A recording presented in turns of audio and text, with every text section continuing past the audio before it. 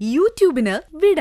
സൂര്യയിലെ എല്ലാ പരമ്പരകളും സംരക്ഷണത്തിന് ശേഷം തികച്ചും സൗജന്യമായി സൺ നെക്സ്റ്റ് ആപ്പ് ഡൗൺലോഡ് ചെയ്യൂ. കണ്ടാസ്വദിക്കാം നിങ്ങളുടെ പ്രിയ പരമ്പരകൾ. കഴിഞ്ഞ വർഷം പ്രസംഗ മത്സരത്തിന് ജില്ലയിൽ ഫസ്റ്റ് ആയിരുന്നു.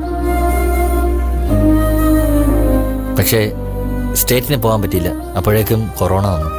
അയ്യോ, കഷ്ടമായല്ലോ. സാരമില്ല, ഈ വർഷം ഞങ്ങൾ അത് നേടിയെടുക്കും, അല്ലേ മോളെ?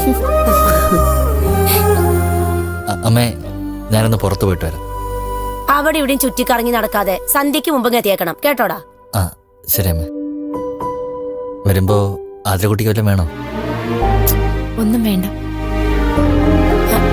കണ്ടില്ലേ മരിയ, അവന്റെ ഒരു ശുഷ്കാന്തി. പെറ്റ തള്ള അവിടെ നിന്നിട്ട് അവൻ എന്നോടൊരു വാക്ക് ചോദിച്ചോ നോക്ക്. ഭാര്യയെ സ്നേഹിക്കുന്നത് നല്ലേ കമലാക്ഷ ചേച്ചി? അതിനെനിക്ക് എതിരഭിപ്രായമൊന്നുമില്ല. പക്ഷേ വല്ലപ്പോഴും നമ്മളെ ഒന്ന് പരിഗണിക്കണം. ഈ അമ്മയുടെ ഒരു കാര്യം. ശരി. ആ മോള് കഴിക്കേ. മതി ആന്റി. അതൊന്നും പറഞ്ഞാ പറ്റില്ല. മുഴുവൻ കഴിച്ചു വിടുന്ന എഴുന്നേറ്റാ മതി. കഴിക്കേ. അവക്ക് മതിയെങ്കിൽ നിർബന്ധിക്കണ്ട കമലാക്ഷ ചേച്ചി, ബാക്കി ഞാൻ കഴിച്ചോളാം. ഇഞ്ഞുണ്ട മോളെ, മക്കളെ കൈ എഴുവോ? മോളെ ആതിരെ, നീയും കൂടെ ചെല്ല്. കഴിവതും അവള് കാണുക ഞാൻ കരയാറില്ലേ ചേച്ചി? പിന്നെ കരയിച്ച് അടങ്ങുന്ന മറ്റുള്ളവര് വാശി വെച്ചാ നമ്മൾ എന്ത് ചെയ്യും? നീ അത് വിട് മരിയേ. വിധിയെ തോൽപ്പിച്ച് നീ ഇതുവരെ എത്തിയില്ലേ? നാളെ മുന്നോട്ട് പോവാനും ദൈവം നിനക്കൊരു വഴി കാണിച്ചു തരും.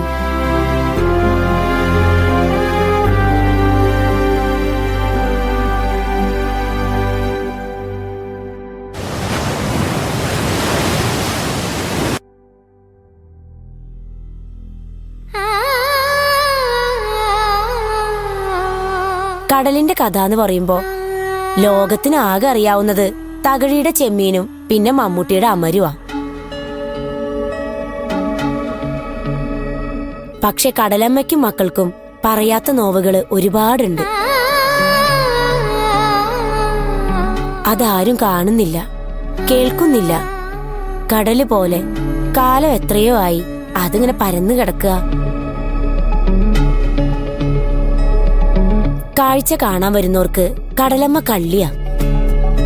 കടലമ്മ കള്ളി എന്നല്ല, ആരെന്തെഴുതി വെച്ചാലും അവൾ അത് മായ്ച്ചോണ്ടു പോവും. കാരണം അവൾക്കറിയാം, അവൾ ഒഴികെ മറ്റാരും ഇവിടെ സ്ഥിരതാമസക്കാരല്ലാന്ന്. എത്രയോ മുഖങ്ങൾ കണ്ടിരിക്കുന്നു, എന്തൊക്കെ നാടകങ്ങൾ കണ്ടിരിക്കുന്നു. അവളിൽ അലിയാത്ത പുഴകളുണ്ടോ? അവളെ തഴുകാത്ത കാറ്റുണ്ടോ? നിങ്ങൾക്കറിയോ, കടലമ്മയ്ക്ക് ഒരു മനസ്സുണ്ട്, ആരും കാണാത്ത മനസ്സ്. കൈകൂപ്പി കരയുന്നവർക്ക് അറിയില്ല അവളുടെ കണ്ണുനീരിന്റെ ഉപ്പ്. കടലമ്മ മോഹിച്ചിട്ടല്ല ആണ്ടുതോറും 6 മാസം കടപ്പുറത്ത് വറുതി വരുന്നത്. മക്കളെ പട്ടിണിക്കിടാൻ കടലമ്മയ്ക്ക് താല്പര്യം ഉണ്ടായിട്ടല്ല. പക്ഷെ എന്ത് ചെയ്യാം, ചാകരകാലത്ത് വാരിക്കോരിത്തരാൻ അവൾക്ക് അവളെ നിറയ്ക്കണ്ടേ? പ്രജകളെ പെറ്റുപരിക്കണ്ടേ? അതിന് കാലം കടലമ്മയ്ക്ക് കൊടുക്കുന്ന അവധിക്കാലമാണ് തുറയിലെ പട്ടിണിക്കാലം.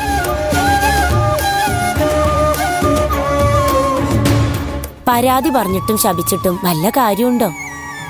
കടലിന്റെ മക്കളുടെ വിധിയാ കടൽ കനിയാത്ത ഈ വരണ്ട കാലം. അപ്പോ മീൻ കിട്ടാത്ത ഈ കാലത്ത് തുറയിലുള്ളവരെങ്ങനെ ജീവിക്കും? അതല്ലേ പറഞ്ഞത്, മിക്കവരും പട്ടിണി കിടക്കും.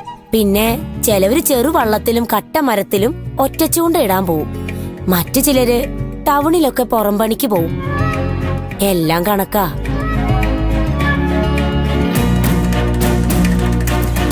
പട്ടിണി മാറ്റാൻ അതൊന്നും തികയത്തില്ലെന്നേ. കടലുകൊണ്ട് ജീവിച്ചവർക്ക് കടലല്ലാതെ വേറൊരു ആശ്രയമില്ല. വേറെ എന്ത് പണിയാ അവർക്ക് നേരെ ചൊവ്വ അറിയാവുന്നത്? ചാകരക്കാലത്ത് നല്ല കോള് കിട്ടുമ്പോ ഈ വറുതിക്കാലത്തേക്ക് എന്തെങ്കിലുമൊക്കെ സമ്പാദിച്ചു വെച്ചൂടെ? നല്ല കഥയായി. എന്നാ പിന്നെ മരയ്ക്കാരല്ലാതാവില്ലേ? അന്നന്ന് കിട്ടുന്നത് അന്നന്ന് ആഘോഷിച്ചു തീർക്കുന്നതാ കടപ്പുറത്തെ കരപ്രമാണം. അല്ലെങ്കിൽ കിടന്ന ഉറക്കം വരില്ലല്ലോ. ചാകര വന്ന മുക്കുവൻ സർവ്വതും മറക്കും. ഇന്നലോളം കിടന്ന പട്ടിണിയും കുടിച്ച കണ്ണീരും എല്ലാം മറക്കും. പിന്നൊരു ഉത്സവ. കണ്ണി കണ്ടതെല്ലാം വാങ്ങിക്കൂട്ടിയും വയറ് പൊട്ടും വരെ തിന്നും കുടിച്ചും കടലമ്മ കറവ നിർത്തുന്നത് വരെ അവരങ്ങനെ ആർമാദിക്കും. കടപ്പുറത്തിന് ഇന്നലെയും നാളെന്നൊന്നുമില്ല. തുഴ പിടിക്കുന്നോന്റെ മുമ്പില് ഇന്ന് എന്ന് മാത്രമേ ഉള്ളൂ.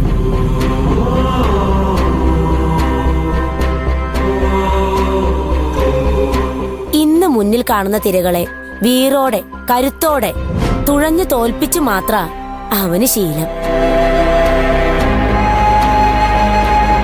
പക്ഷേ ഓരോ തിര തുഴഞ്ഞു മുന്നേറുമ്പോഴും അവനൊരു സ്വപ്നമുണ്ട്. കൈ നിറയെ പൊന്നും പണവുമായി 7ാം കടല് താണ്ടി കൺമുന്നിലെത്തുന്ന സുന്ദരിയായൊരു മത്സ്യകന്യക.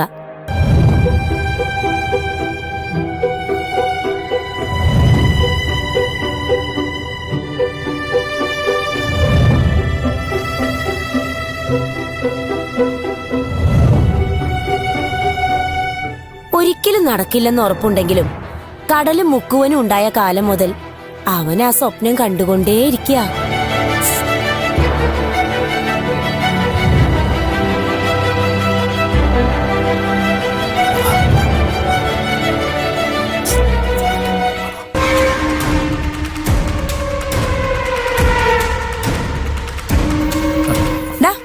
നീ ഇതെങ്ങോട്ടാ? ഞാനിപ്പോ വരാമേ.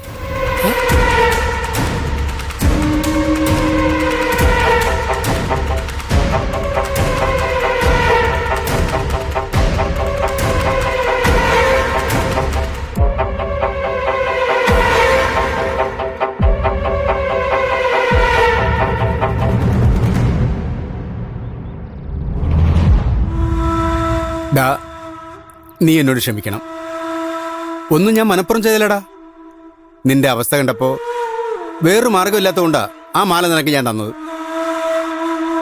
അത് മോഷണ മുതലാണെന്ന് എന്നോട് എന്താണ് പറയുന്നത്? അത് അറിഞ്ഞിരുന്നെങ്കിൽ ഞാൻ വാങ്ങില്ലായിരുന്നല്ലോ. അത് മോഷണ മുതലാണെന്ന് നിന്നോടാര് പറഞ്ഞു? അതെന്റെ പെങ്ങള് സിന്ധു എനിക്ക് തന്നതാ. ഞാൻ അറിഞ്ഞു നിന്റെ അളിയൻ അജയൻ അവൾക്ക് കൊടുത്ത മാലയാണെന്ന്. കുഞ്ഞളി ഇത് നമുക്ക് കൊടുത്താണെങ്കിൽ പിന്നെന്താ മാല കാണാനില്ലെന്ന് പറഞ്ഞ് അയാൾ സ്റ്റേഷനിൽ കംപ്ലൈന്റ് കൊടുത്തത്? അതാ എനിക്ക് മനസ്സിലാകാത്തത്. അത് സിന്ധുവിനോട് ചോദിച്ചാ പോരെ? ചോദിക്കാൻ ഞാൻ പുറത്തിറങ്ങിയിട്ട് വേണ്ടേ? പോലീസിനെ പഠിച്ച് ഞാൻ ഒളിവിലല്ലേ? നീ എന്റെ പേര് പറഞ്ഞു കൊടുത്തില്ലേ? വേണമെന്ന് വെച്ച് പറഞ്ഞു കൊടുത്തല്ല അണ്ണാ. അമ്മാതിരി ഇടിയാ കിട്ടിയത്. അണ്ണന്റെ പേര് മാത്രമല്ല, ഞാൻ ഇന്ന് വരെ കണ്ടില്ലാത്തൊരു പേര് പോലും പറഞ്ഞു പോകും.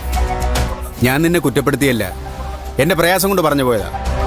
അണ്ണ വിഷമിക്കണ്ട, സത്യാവസ്ഥ ഞാൻ കണ്ടുപിടിച്ചു തരാം.